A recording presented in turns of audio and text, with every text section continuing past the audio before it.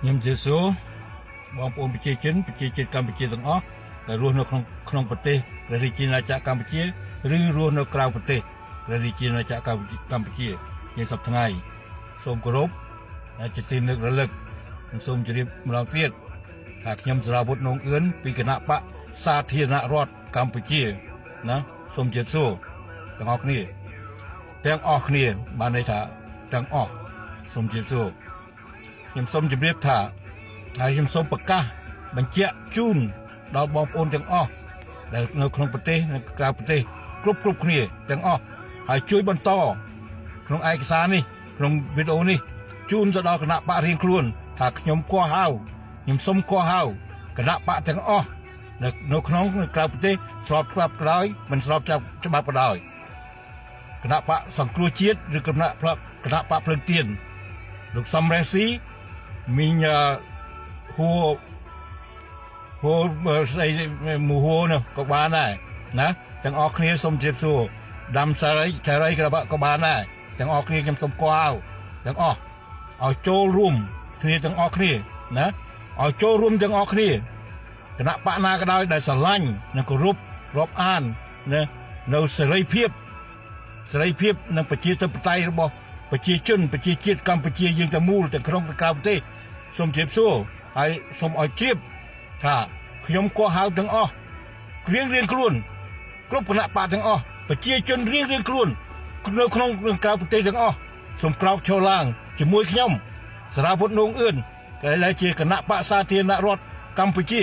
សម្រាប់បងប្អូនទាំងអស់ឲ្យមានសេរីភាពឲ្យមានប្រជាធិបតេយ្យក្នុងប្រទេសជាតិកម្ពុជាក្នុងសង្គមប្រជាជាតិកម្ពុជាយើងទាំងមូលណាសូមចូលរួមជាមួយខ្ញុំណាខ្ញុំចូលរួមជាមួយខ្ញុំសារាវុធនងអឿនណាជាសាធារណរដ្ឋកម្ពុជាមិនមែនត្រឹមតែកោះហៅត្រឹមតែណាលោកសំរងស៊ីឬមូសុហួរក៏ដោយណាទាំងអស់គ្នាដាំចារីទាំងអស់ក៏ដោយសូមមកជួបខ្ញុំអ្នកដឹកនាំទាំងអស់ក្នុងគណៈបកគ្រប់គ្នាគ្រប់ភ្លើងទៀនឬក៏សង្គ្រោះជាតិឬក៏គណៈបកផ្សេងទៀតដែលពេញចិត្តនិងស្រឡាញ់សេរីភាពនិងប្រជាធិបតេយ្យសូមចូលរួមមកជួបខ្ញុំទាំងអស់គ្នាតាក់ទងមកខ្ញុំសារាវុធណាសារាវុធនងអឿនតាក់ទងមកខ្ញុំដើម្បីយើងពិភាក្សានៅការងារដួលរំអាហ៊ុនម៉ាណែតនិងគ្រប់ដែលវាកំពុងតែគ្រប់គ្រងប្រទេសជាតិកម្ពុជាយើងទាំងមូលឲ្យคล้ายទៅជារណបឬមួយផ្នែកនៃប្រទេសយួនសប្តាហ៍ថ្ងៃវាកំពុងតែបកលវាកំពុងតែក្បត់ជាតិប្រទេសជាតិប្រជាជនកម្ពុជាដែលវាកំពុងតែអនុញ្ញាតយើងនិយាយអីក៏មិនបានផងណាប្រជាជនយើងនីមួយសាមញ្ញក៏ដោយមិនសាមញ្ញក៏ដោយនិយាយប៉ះពាល់យួនក៏មិនបានផងដោយបងប្រុសមួយនោះក៏ចឹងនៅប្រទេសមញ្ជ័យតឡាការកំពុងតែចាប់ខ្លួនជាប់3ឆ្នាំក៏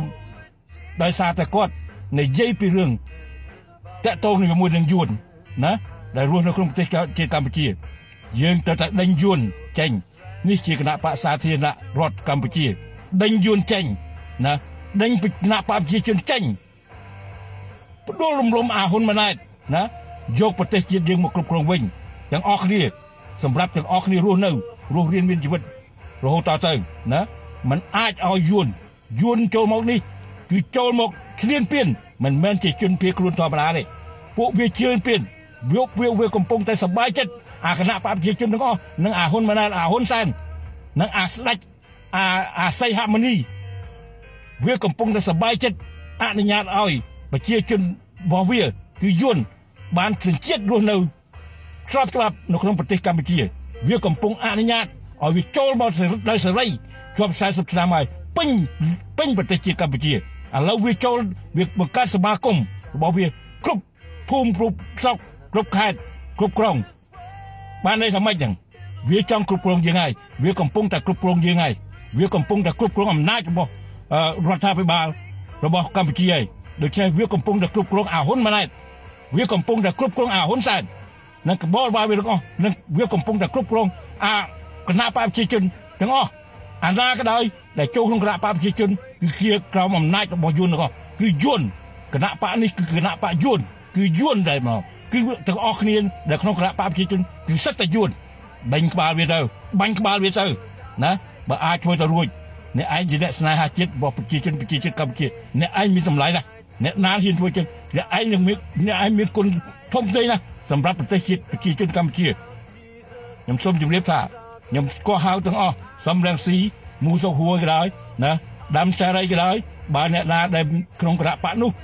បើគាត់មិនលឺសូមបន្តខ្សែរេឡាយឲ្យគាត់លឺថាខ្ញុំគាស់ហៅ